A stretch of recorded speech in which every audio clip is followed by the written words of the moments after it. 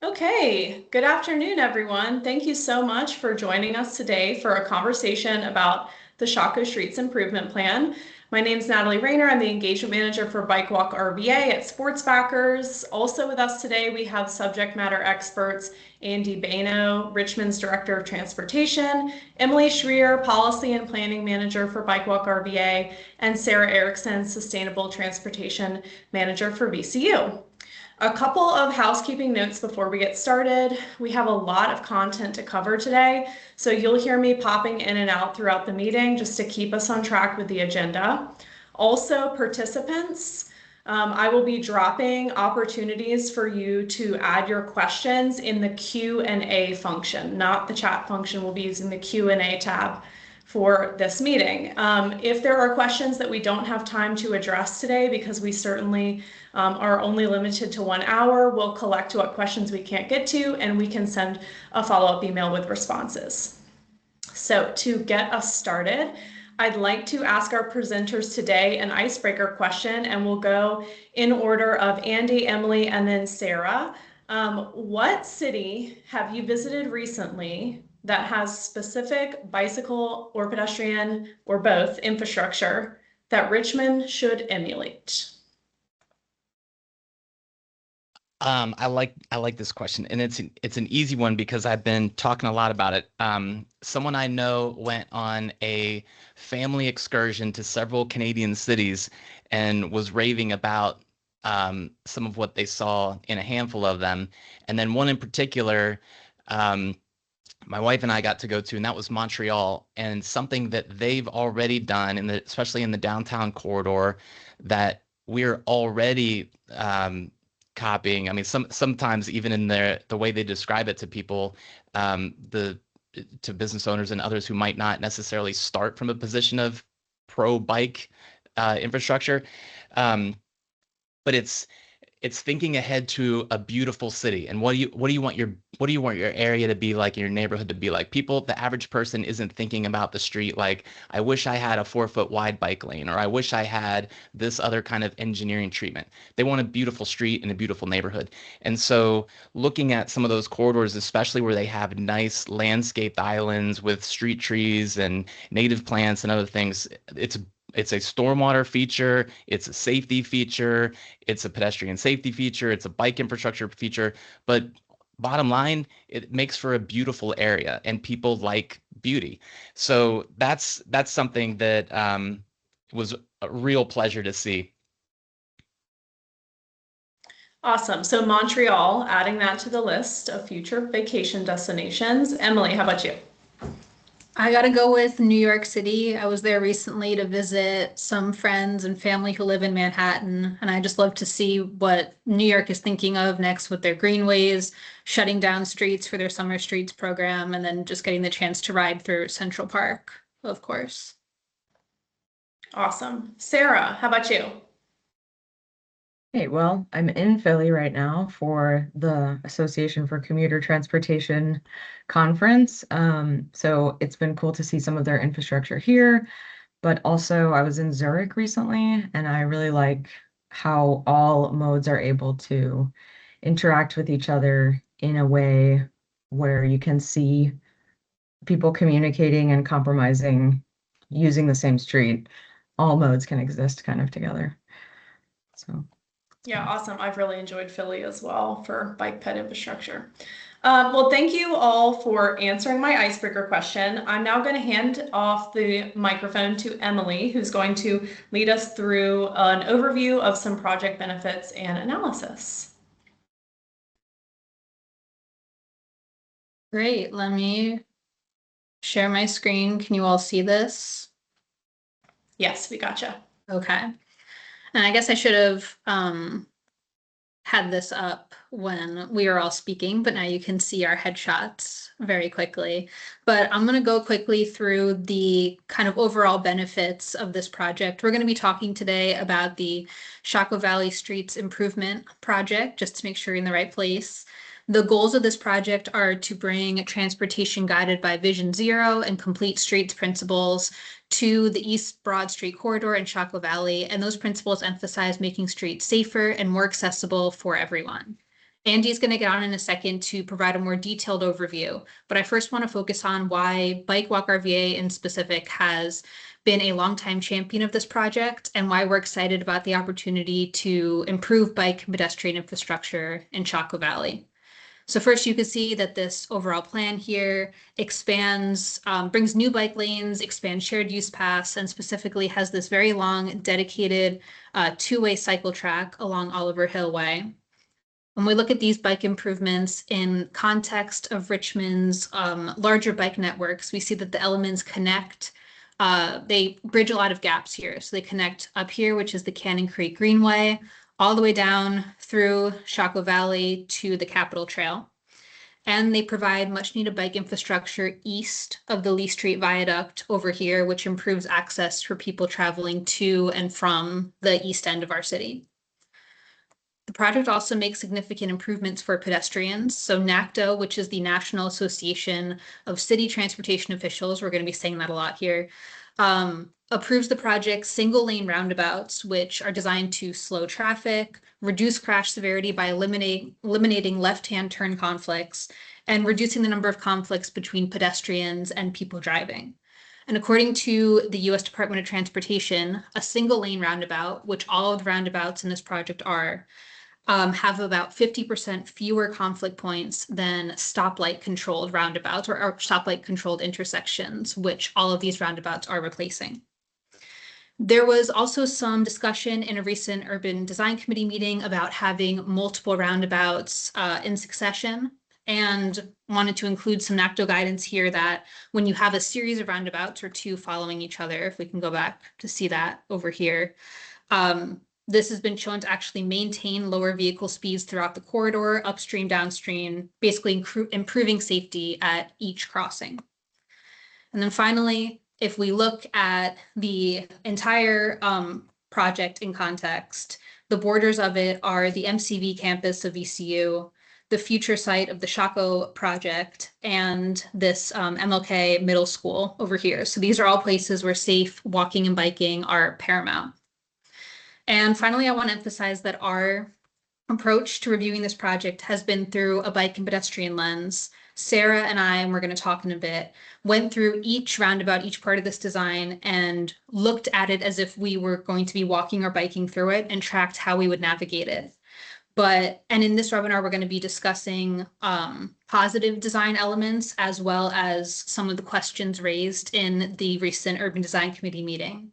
But overall, we want to see this project move forward. And if there are opportunities to improve it for people walking and biking, we'd like to see those comments addressed rather than delaying approval for the project as a whole. And I'll pass it back to Natalie. Great, thank you so much for that overview, Emily. So next we're going to hear from Director of Transportation, Andy Baino, with an overview of the project to get us more acquainted with the designs that we have. Thanks, Natalie. Can I share my screen? I don't know if I have control. Yes. Let's see.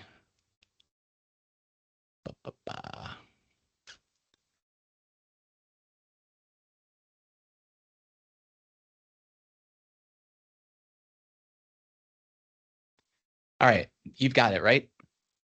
Yes, we can see your screen.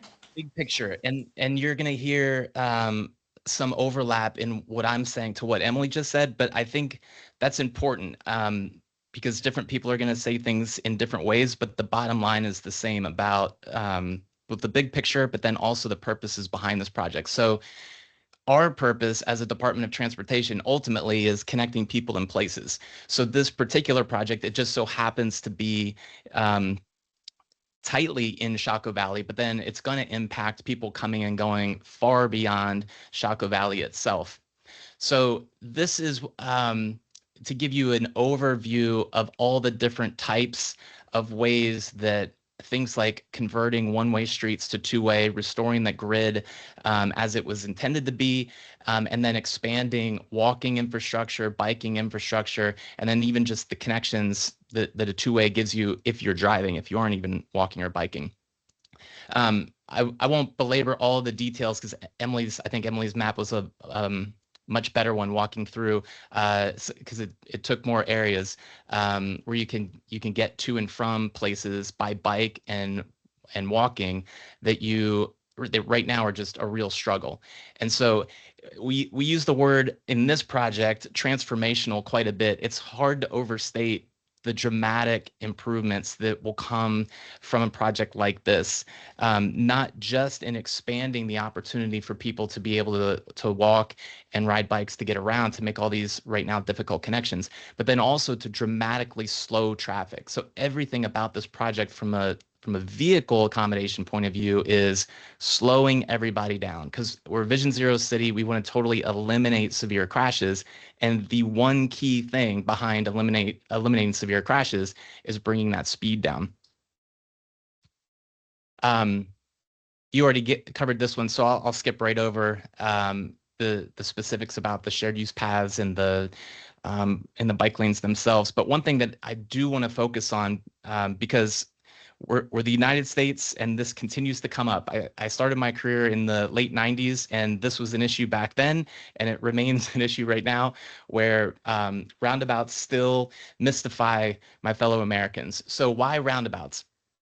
Above all else, safer access for all ages and abilities to walk, roll, and ride bikes. Compared to any other at-grade intersection. So, highway traffic is a totally different thing, but at grade intersections, roundabouts are the safest form of getting around. And it's because of that speed reduction that it brings to vehicles. So why roundabouts in Shockoe Valley? Safer access for everybody.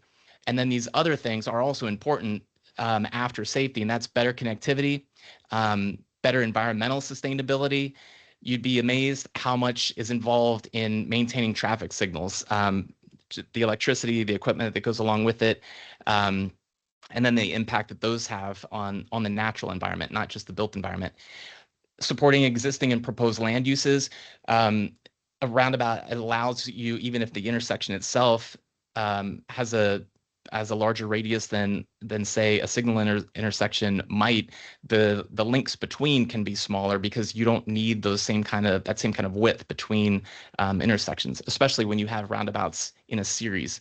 And then third, support economic development. There've been, I won't get into them today, but there are lots of studies for those who want to go on a deeper dive about the dramatic before and after impacts of corridors, especially where roundabouts go in to replace signals. And what's interesting about this from the economic development and the land use point of view is the reasons that the local economy benefits when roundabouts go in. It's because of the crash reduction.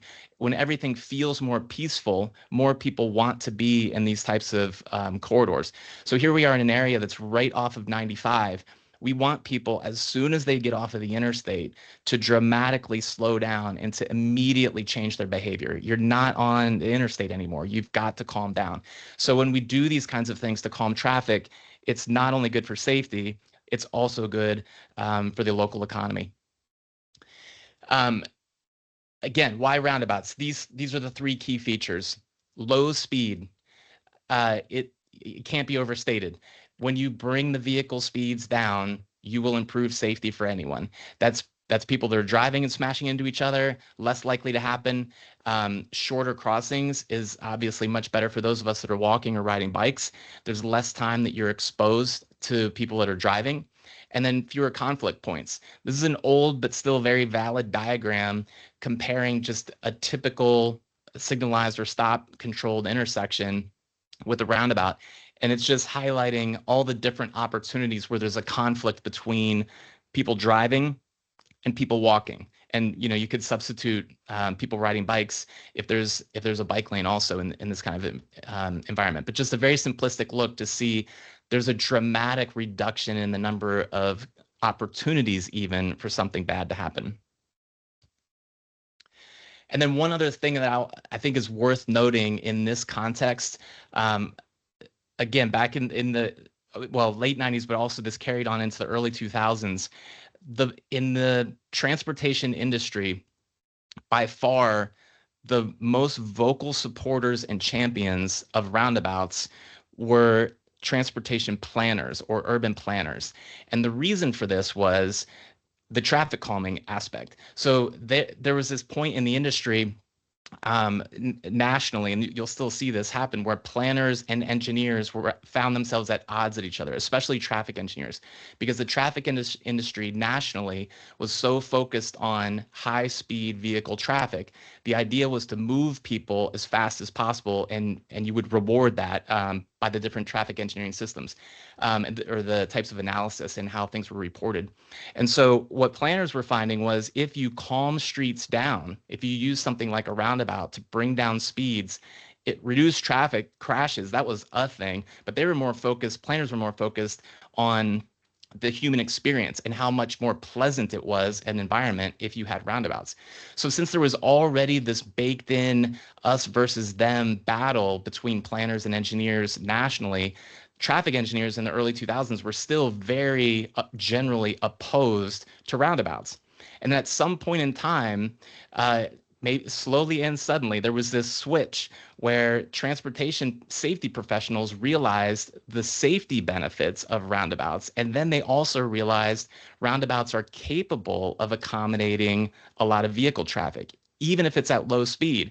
And so there was this interesting paradox that they realized, oh, these are actually good. These things that we've been fighting against as an engineering profession are good.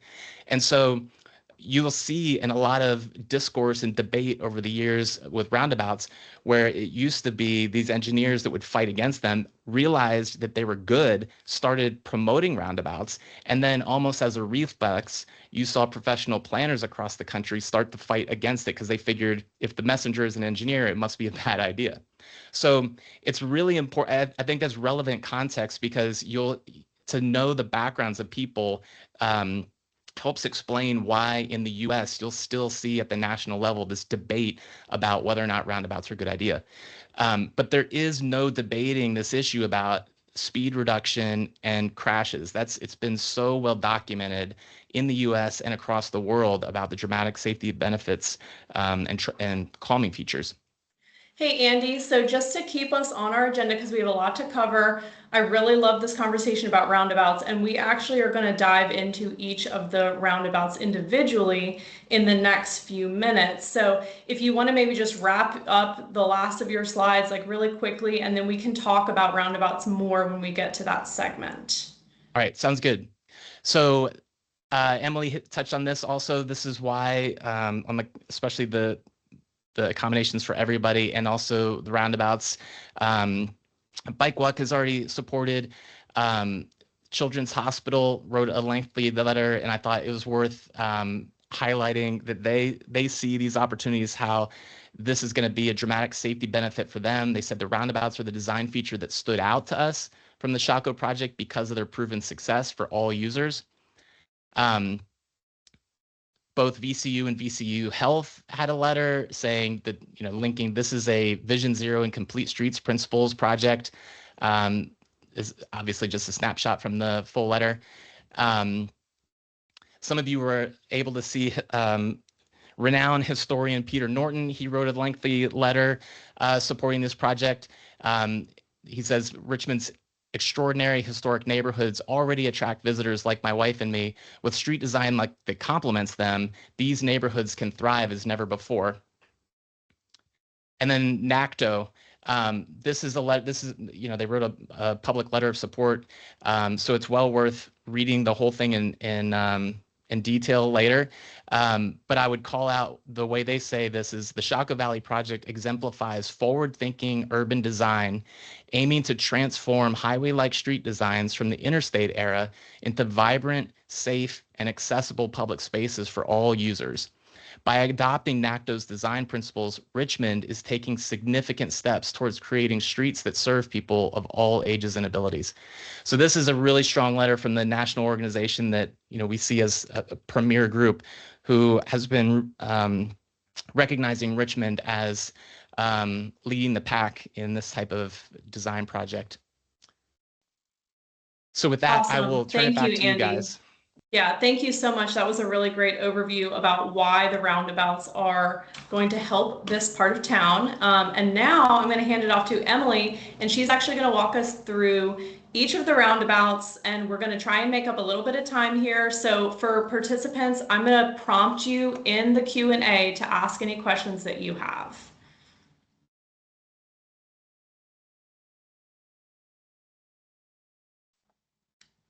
Okay. Everyone see my screen? Yeah. Yes. Okay. So the first site we're going to be looking at is, I think, the main site that Andy was just talking about. It's going to encompass Oliver Hill Way here and these two proposed roundabouts.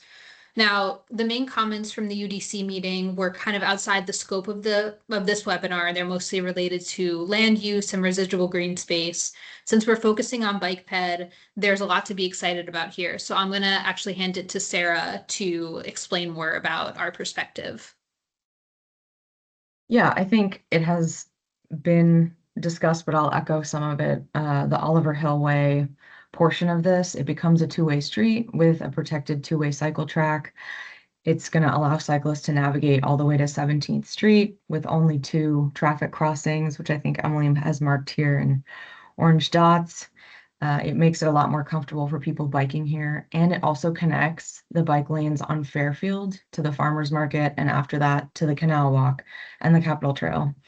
So having worked in Fairfield Elementary and knowing how much biking benefits the Fairfield neighborhood through Richmond Cycling Corps, Safe Routes to School programming, I think the connection is really beneficial.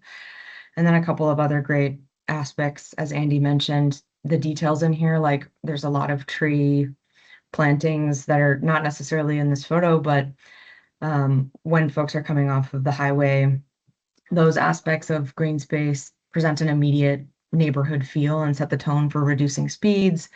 The exit directly onto Venable also allows vehicles to travel up and onto the Lee Street Viaduct, keeping those vehicles off of Broad Street and out of a very dense hospital area.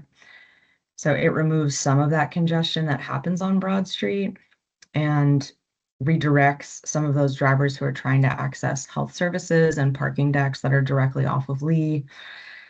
This benefits, I think, pedestrians and transit riders accessing health service buildings, as well as the area surrounding GRTC's transfer station. So that's, yeah. Back to y'all. Okay, yeah, I think we can move on from this one since we don't have any direct questions about it. On to some of the upper Shockoe Valley roundabouts here. This one we're looking at Mosby and Venable.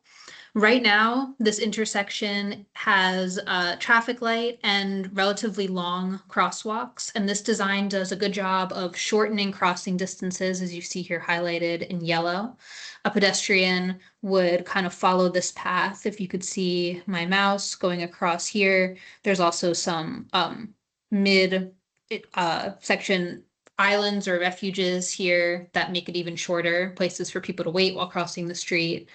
And if you follow this green arrow here along this shared use path, you can see how someone can follow this two-way cycle track and go up this way and actually find themselves at that two-way cycle track on Oliver Hill that Sarah was just talking about. So that's a nice connection there through those other 2 roundabouts that someone on a bike can take that doesn't exist currently. Now, the concerns brought up at the UDC meeting about this roundabout were primarily focused on whether the design was predictable and intuitive for people on bikes, specifically looking at this two-way cycle track here on Mosby. And I'll let Sarah start by walking us through why this kind of point of confusion is important and kind of walk us through some of the paths that her and I tracked here. Yeah, so as we get into these 2 traffic circles at the top of the hill, I just want to preface with being a league cycling instructor and, teaching new riders about biking in the city. I tell them that the best thing that they can do for themselves and for everyone else is to be predictable. And the League of American Cyclists recommends the same thing. And this is the reason that we have things like turn signals. Good communication across all modes improves safety for all. So I think some of the concerns shared for the 2 traffic circles have to do with pathways that are created for pedestrians and cyclists and whether the pathways are intuitive or if they create a situation where drivers might not be able to predict where the movement of bikes and people is happening. So looking at Mosby and Venable, the pink line would be a person coming from the viaduct traveling to Jefferson Park, let's say.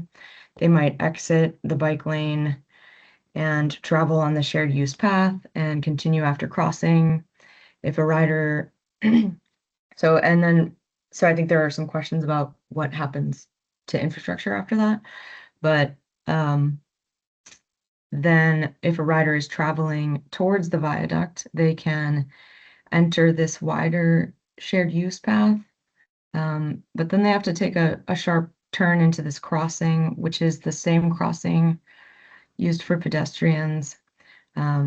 If they miss the crossing, they would have to cross over oncoming traffic to get into this lane. And then, so I think one of the questions I had was, yeah, that if they potentially miss this crossing, is there still space for people to be on this road? Because I think some bikers might just ride on the road, which is also okay. I mean, it's great to have two-way cycle tracks. I think it increases biking and it brings new people onto the road. But it is also good to have a space for people to still ride on the road if they're commuting fast, let's say.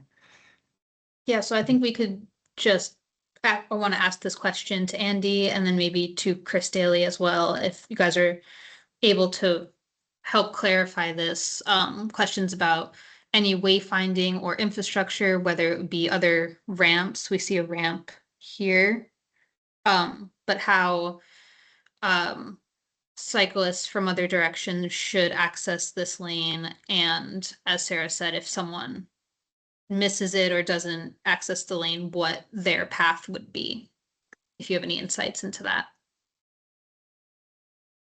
I'm going to hand it off to Chris Daly. So Chris is on the engineering design team.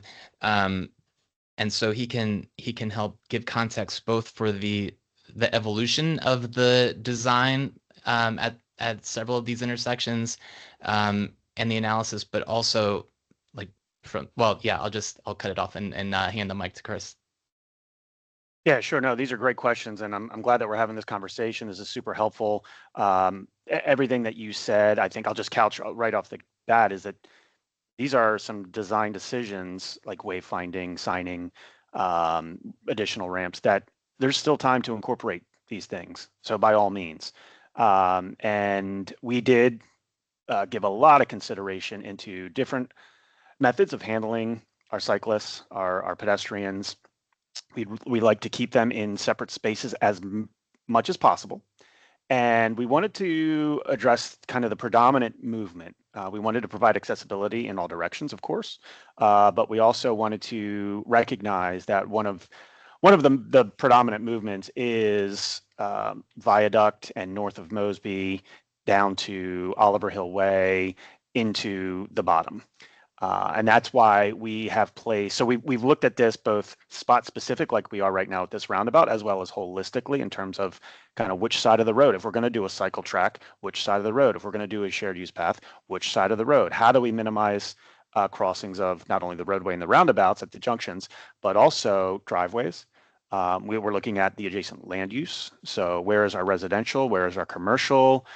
Where would we prefer to have cyclists versus where do we want people to be mingling in a sidewalk in front of a shop, for example. So I'm speaking a little bit more broadly and holistically, but specifically at this location. Well, let me address what you are seeing here is an image, right, on an aerial with some of our line work, but we have a 70% design plan that has signs. And I don't know if anybody has had a chance to pull those down and look at those, labels all of our proposed markings, labels all of our signs. For this at this point in time, it is predominantly your MUTCD signs, your warning signs, your regulatory signs, things of that nature. So I wouldn't couch them as wayfinding. Sure, there's guide signs that are there, and there are specific signs associated with both warning and guide for our cyclists. And those are in the plan, and we continue to tweak that as we will go from our 70% to our 90% to our 100%. And so this is a great opportunity to have this sort of a conversation. So I think you had some very specific questions, and I don't know if I addressed all of them. Maybe repeat certain elements if I didn't address everything there. No, I think that's very helpful to hear that overall, a lot of this was taken into account, but it is also helpful to hear that there is still room to add things like potentially stop wayfinding signs specifically to let cyclists know if and when they're supposed to come up on a sidewalk here, or when they're supposed to know when to get into the lane here, or potentially add extra curb cuts or things like that. Right. And we do anticipate that, cyclists are welcome in any of these lanes, obviously. Some will be fully secure and confident and comfortable riding in these single lanes that are posted at 25. And we've got data that shows that the speeds are actually very calmed along Mosby Street specifically, as well as some of these others. And Richmond DOT has a program of monitoring speeds. And there are other projects that have been implemented in the study area, as well as adjacent, like north of the Mosby Lee roundabout, that have been very effective in reducing speeds and keeping those speeds at or below the posted speed limit. So there's definitely opportunities for cyclists to continue, down Mosby, but from a big cycling master plan perspective, there's certain corridors that the cyclists will favor, as well as we'd like to accommodate them in those corridors, right? We talked about connecting Cannon Creek down to Capitol Trail. We talk about connecting that corridor over to Mosby and Lee Viaduct. So that's what led us to the design that you've seen, which is a combination of shared use path and cycle track, and on particular sides of the road. Also, we take into account things like turning movements of vehicles, where the heavier volumes, to try to get those separated from our heavier cyclist and pedestrian movements. We also took into account grade changes. For example, Mosby is on a grade. And then there's all kinds of other factors that, I said this at the UDC, we are still a balance. We're multimodal, but with a focus on our vulnerable users, but there is a balance of handling these other modes, as well as the interests of the residents. There was a vast public outreach, and there are certain elements that the citizens would really like to retain. So for example, you can see that in the concept, we still retain floating parking on the one side. Parking, while it might not be as important to somebody who's cycling through here, it is important to these residents as well as the business owners. And so things like cycle track, where you have the dimensions of a cycle track and one buffer versus directional bike lanes and two buffer, a buffer on either side. So we're playing with constraints as well as our project limits. As you know, the funding for this project, smart scale, that's why we cut it off where we do here at this roundabout. We don't continue it farther south because there are limits to this particular project. Right, and that gets into, I guess, the second question here, which, of course, Sarah and I looking at this thinking it's great to have a two-way cycle track, but thinking to those other, the kind of Oliver Hill way, where we get the two-way cycle track going for a very long time, connecting a very large length of area. It would be great to see this continued, but as you said, it's kind of outside the scope of the project. Right. Is that correct? Of this particular project, and I'm sure the DOT is thinking about how this will fold into the broader vision of cycling throughout this area. But for this particular project, this is where we have to cut it off somewhere, and that's largely defined by the funding source. Sarah, do you have any follow-ups before we move on to the next one? No, I don't think so. I mean, I think we'll talk more about them as we get down the road. Okay. Natalie, anything in the chat? At this time, there is not. Okay. Now I think we can move on to the Mosby and Lee roundabout.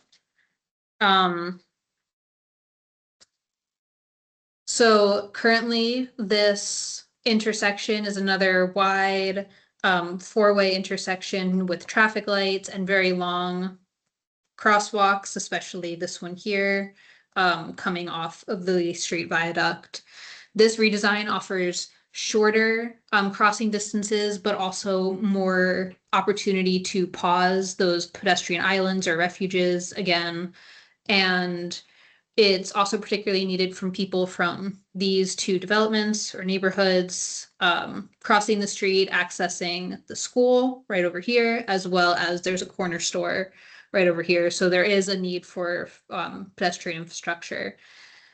Again, the majority of comments received at the UDC were bike ped. So I'll start off just by saying that these weren't Sarah's and my kind of main comments for this, but some of the comments were that this design was a little bit inconsistent or a bit disjointed. There seemed to be a missed opportunity to connect this new two-way cycle track with existing unidirectional bike lanes on each side of the road here on Mosby that already exist in front of the school, and then some kind of seemingly disjointed pedestrian paths here. Someone crossing from the sidewalk over here would walk here and then have to walk down here to then cross. And similarly, someone walking this way would have to kind of walk here and then stop and here and then walk over here and then cross at the location of the pedestrian hybrid beacon. And again, I'll pass it to Sarah to talk about anything more on this slide and then moving on to kind of our major questions for this roundabout. Yeah, I mean, I'll just say that I think the comments at the UDC meeting were largely like, this is a huge investment and so needed for this area. The crosswalks being disjointed, I think, was a concern for folks. If you all wanted to address those,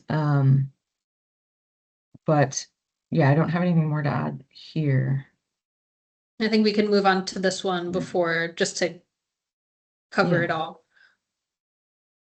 Yeah, and for this area, this roundabout and how bikers would go through here. But also, I'd like to preface with, I live in Churchill and I bike through both of these intersections every day.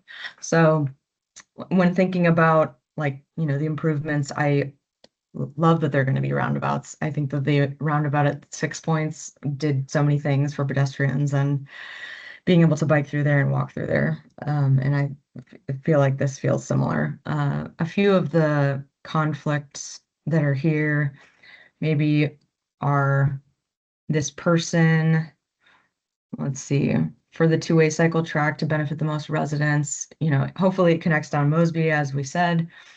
But coming towards the viaduct on that two-way cycle track leads into a pretty unpredictable situation. And if a family maybe is riding together, there might not be enough space for them to wait right there by that right-hand turn from those cars. The infrastructure itself, though, is a huge win. And if it continues, I think it could connect all the way to the bike lanes that are on Fairmount, which already connect to 9 Mile, making it possible for kids to bike to school in dedicated bike infrastructure, which is so needed. Decreasing the distance, the crossing distance, improves experiences for people of all abilities. But I do think that adding traffic calming should not necessarily maybe increase some new conflicts. So I think when we were thinking about this pink person or this green person here biking over the viaduct and needing to get into the lane, is this what they would do? Is bike through the intersection and then have to cross this slip lane? So I think our questions would be looking at these two, what we're seeing as potential conflicts. As Sarah said, potential lack of space here for someone who's waiting in this two-way cycle track to make this turn to get onto the protected bike lane on the bridge while facing oncoming bike traffic potentially or oncoming car traffic. And then for people approaching the bike lane on the bridge, either from the road, as we were saying before, or from Lee Street this way, having to then access the bike lane on the bridge by merging across this slip lane over here. I think our question would be, what is there any flexibility to kind of address these conflicts, or what other designs were considered as we talked about with the previous roundabout? Sure. Do you want me to jump in, Andy, or did you have anything to? Okay. Yeah, so yeah, again, appreciate the questions, and we always welcome critique. We're always looking to refine, and we're not talking about big picture here. I think we're all on the same page as far as, are there little things that we might want to reinvestigate, that we might tweak? For sure. Big picture items like where the roundabout sits, nope. The number of lanes on the route, nope. These things are pretty much settled. However, so let's go with number one. Go back a slide first. Was there something from the previous slide? Because you kind of merged these two. Yeah, I guess they're kind of the same, right? All right, you can move forward again. So I won't reiterate everything that I said about how we chose shared use path adjacent to a cycle track and why we chose that side. And I understand that in doing so, when you have a cycle track and you transition from cycle track to directional, then obviously, yes, somebody's got to cross, right? And while I hope that one day we have Manhattan, DC, Dutch volumes of cyclists, right now and in the near future, I just don't see the great concern for even a family of cyclists that want to turn, feeling safe in idling there until there's a gap. So for a number of reasons. Two, we have the cycle track width in and of itself, right, which is at least 10 feet there. Beyond that, we have the transition of the shared use path to the sidewalk, so I think another 10 feet. And then you can see it bulbs out and there's a little island. So then we have another, I think, like 5 to 6 feet. So there's a lot of room there. And so if you're traveling north on Mosby and you want to turn right, you have the right of way over the cyclist that wants to turn left, right? So there's no conflict there. Really, if there's a conflict, it's the Lee Viaduct cyclist that wants to turn left across, right? Which again, I think there's plenty of room. You're slower cycling speeds. Cyclists behind that cyclist should see that they're slowing to make that maneuver. I understand that in an ideal world, you wouldn't have to do a 90-degree ever, right? But unfortunately, we are retrofitting infrastructure in constrained space. And so we felt that when we weighed all of these criteria, pros, cons, having the wide sidewalk beyond was the better strategy than kind of bowing out the cycle track to kind of reduce that hard 90-degree turn for anybody. Also recognizing that in most cases, there's probably not a pedestrian on that sidewalk, and you can take a nice wide maneuver when that opportunity presents itself. And again, the theory behind the roundabouts, Andy addressed this, that the motorists are yielding to those cyclists and pedestrians when they present themselves. So hopefully there's not a whole lot of lingering on one side or the other, like you would at a traffic signal today, right? At a traffic signal, you wait until you see your pedestrian phase.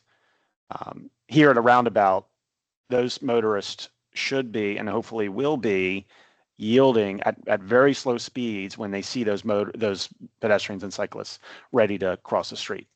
As far as your question about, I'll maybe address what has been phrased as disjointed, which I would recharacterize as actually very intentional. Older designs did have a pedestrian movement straight across both the approach leg and the receiving leg. And in fact, where we have the controlled lane, which is southbound Mosby onto westbound Lee Viaduct, which is controlled with the pedestrian hybrid beacon, we wanted to make sure that the pedestrian had refuge and didn't assume that PHB indication was for the entire crossing of both receiving leg, approach leg, and controlled leg. So we intentionally wanted to get them turned into the refuge space, which is really wide in there. I want to say it's 12 to 15 feet. So it's nice, spacious in that that outward channelizing raised median to get them also facing the vehicles, right, as opposed to their back to the approaching vehicle. So we did that intentionally. And again, this is something that's minor enough that we could continue to explore that, but it was done very intentionally. As far as, because again, getting back to the fundamental idea that we're trying to reduce the exposure of the pedestrian. So crossing a single lane at a time as much as possible.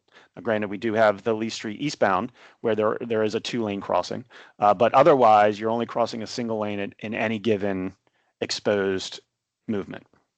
As far as your question about how would cyclists from northbound Mosby or westbound O, there's multiple ways that they can do it. Of course, they can cross with the pedestrians and get over to the shared use path through the crosswalk. They can cut over where that channelizing raised 15-foot median opens up for the viaduct crossing. Again, using the PHB, the pedestrian hybrid beacon, or they can do what you've shown there, which is a gradual transition, because after the vehicles get through that PHB, they are then still a yield condition to merge into traffic. And by traffic laws, they should be observing and yielding to vehicles as well as cyclists who are in the lane. And they do have room to then transition over. I don't think it's an immediate mandatory transition. Right, there is a gradual. It'd be very similar situations to where we have our buffered bike lanes throughout the city, where this similar condition might exist, where you go from a shared space into a protected buffered bike lane. Okay, we have some questions from participants in the Q&A, so I'd like to address a few of these. So the first one, doesn't the slip lane really undermine some of the usual benefits of a roundabout? This seems to allow for speeds and increased conflicts that will make this intersection much less safe than it could be. Could you all address the slip lane and safety regarding it? Sure. Well, I reject the premise altogether that it somehow promotes faster speeds or is any less safe. Again, it's a controlled lane. We did this intentionally so that we could put the pedestrian hybrid beacon there, which would give pedestrians and cyclists that added security for crossing. It's going to give indication to the motorists when a pedestrian or cyclist has actuated that warning device mounted on a mast arm over the lanes. It looks very much like a traffic signal. We have these all over the city now already. PHB, it's the 3-headed, we have one on Broad Street, among other places. So I think everybody's familiar with how they work.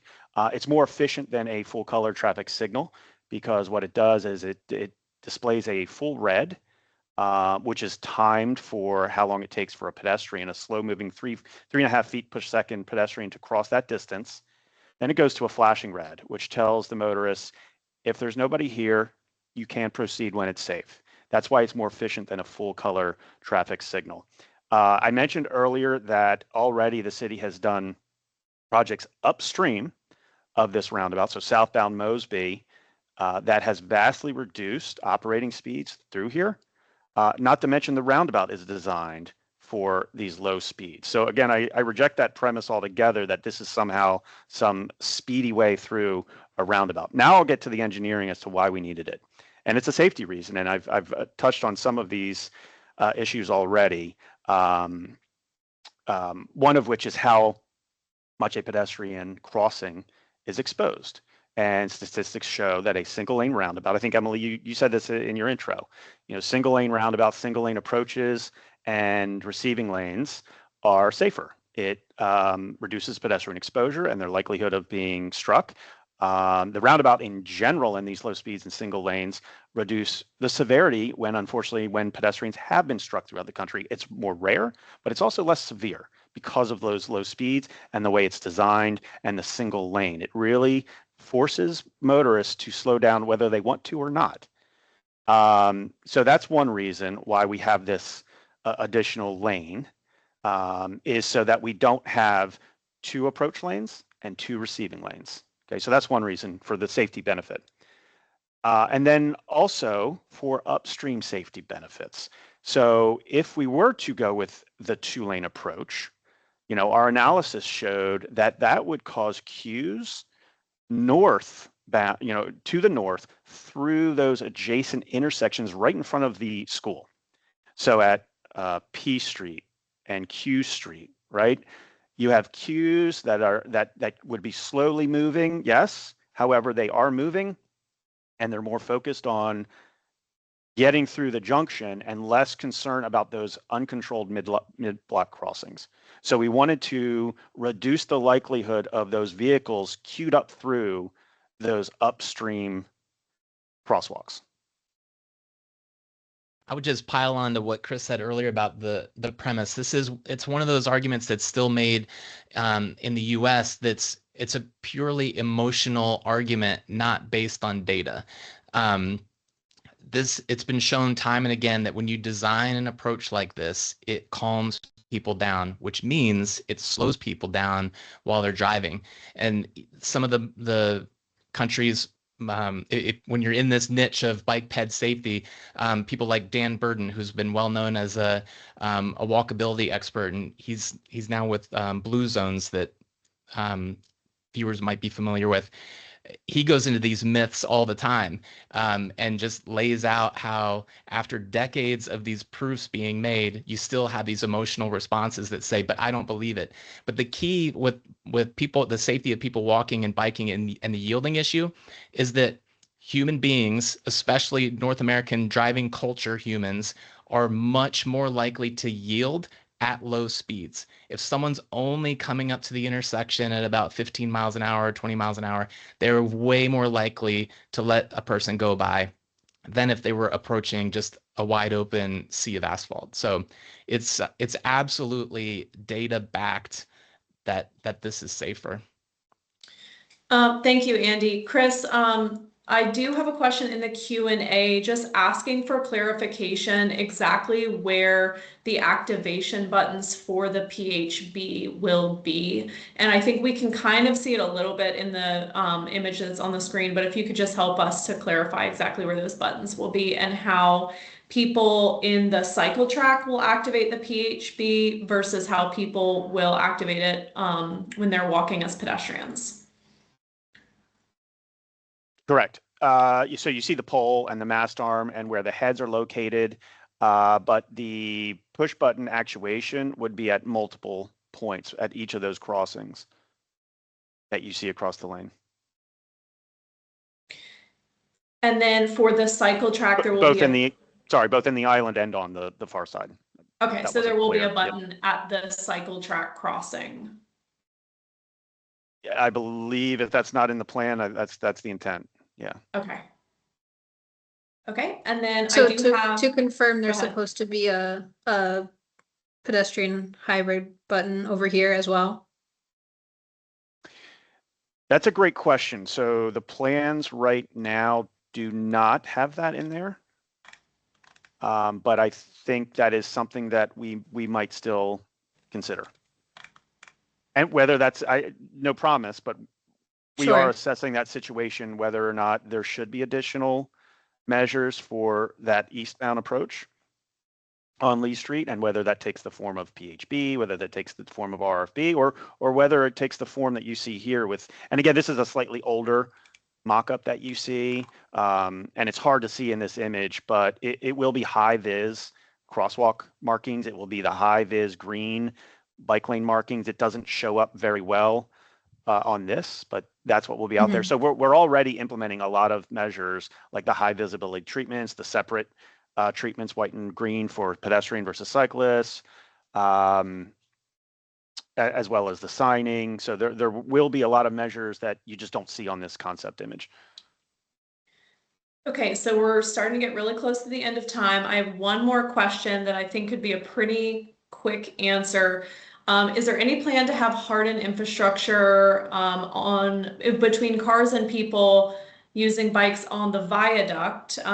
This could be a good time to implement lighter, quicker, cheaper barriers rather than just the paint that's currently there. Any upcoming plans for lighter, quicker, cheaper on the viaduct? Yes, I'm happy to tell people that didn't already know that yes. So this is under design right now. In fact, I think it may have been in the winter when there was a survey that included that, but obviously not everyone sees all of the announcements that come out from a city. So yes, a road diet that rearranges street space and brings back, like, clarifies where the bike lane is, makes that a nice wide buffer, and bringing back flex posts.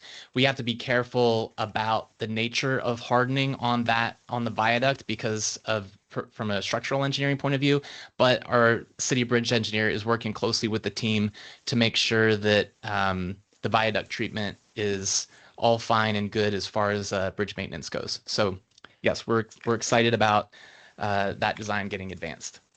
Awesome. Thank you so much, Andy. We are about 1 minute left. So I just wanted to ask you, as we're kind of wrapping up this conversation, what are the next steps for this project? Like, what happens next and what's the timeline for those next steps? Thanks again for having us, especially for inviting a design team person like Chris to be able to talk with advocates about this sort of thing, because the more design talking points advocates understand and hear, the better.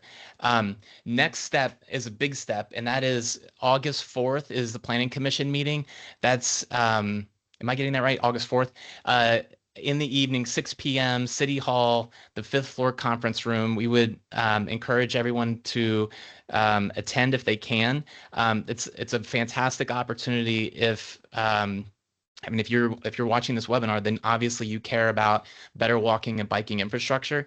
So please, if you can, come to that meeting, and there will be an opportunity for you to go up to the microphone. You can be as short and sweet as you want, just to say, this is an important project for walking and biking. Please support it.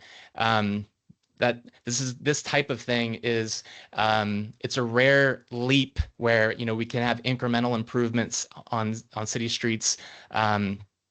But then you get a project like this that bundles a lot of great things all together.